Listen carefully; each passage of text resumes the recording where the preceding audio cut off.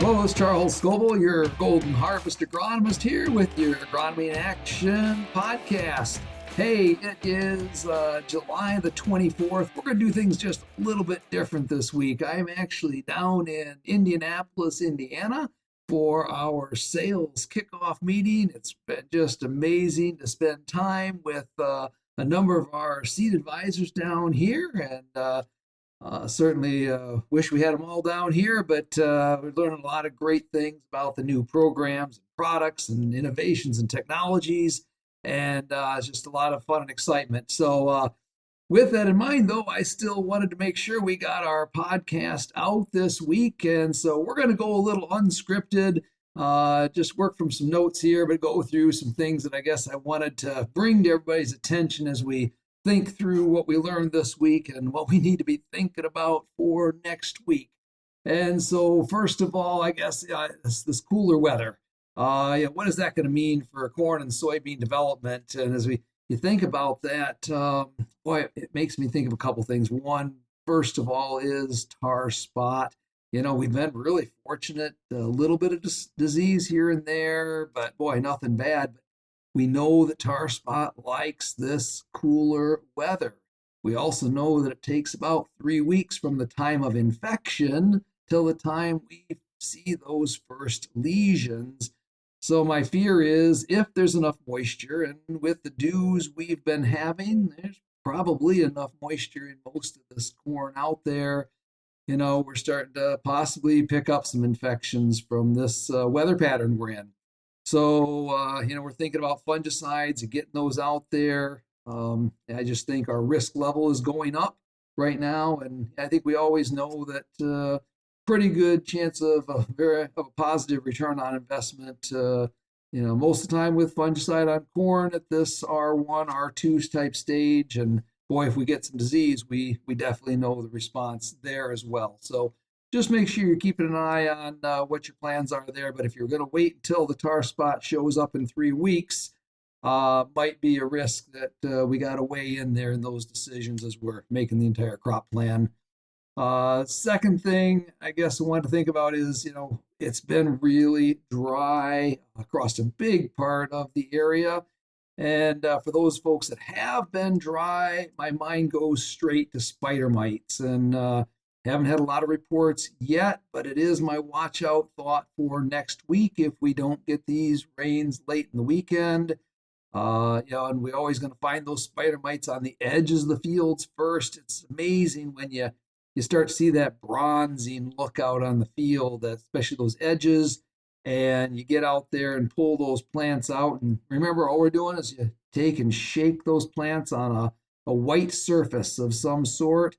And it's crazy, after you shake them on there, it looks like you have these little grains of pollen or grains of sand on that white paper or foot of the white truck, whatever you've got. And you got to wait about 20 seconds or so. And once you wait, all of a sudden, if you've got spider mites, you're going to start seeing those grains of pollen or what looks like grains of sand just start moving. Those are the mites. And then a miticide is the answer. Some of those insecticides out there are just going to flare the mites and make them worse. So make sure we're getting effective treatment out there for mites. We can sometimes get by with a trip around the field, and sometimes we just need to cover the whole field depending on how bad it is. But be looking for that very unique bronzing on those spots that show up usually fairly near the edge of the fields. The last thing I'm going to talk about today, and maybe a little shorter podcast than usual, but I got a couple of different service calls and photos, and in every case, they were potash deficiencies showing up both in corn and beans. So what's unique about that? You start to see those plants, looks like they're burning up from the bottom a little bit, and folks said, "Oh, I got nitrogen deficiency." Well, no. That nitrogen is that V-shaped lesion that kind of goes down the center of that vein. And this is potash. So potash is always on the edges of the leaves. And so when we think about looking for what the pattern of the brown is on those leaves there, we're seeing the edges, whether it's kind of more of a whitening and then browning on soybean leaves, or whether it's that white browning on the edges of the corn leaves, that is potassium. Now, why do we care? This is my concern. If we don't do something to get some potassium out there, foliar right now is about the only choice we have for this year. But if we don't get something out there, we're gonna see stalk lodging challenges in the fall because potassium is what really helps out our standability. And so, be looking at that. I know potassium was not inexpensive this year, and maybe we didn't put on as much as we should have. But then, if that's the case, and if you're seeing these deficiency symptoms now, and if you don't choose to do anything about it, we're going to need to manage that harvest and maybe more timely harvest this year than some other years to reduce that risk of stalk lodging in the fall. So, again, be out in your fields. Pollination's going on. It's looking good. I'll be honest with you, as dry as it's been in a lot of areas, the crop looks better than it should. But boy, if we don't get rain in some of those areas, it might turn around the other way. So, looking forward to continuing a good crop in Michigan again and review what we talked about here. Let's make some serious decisions on fungicide here.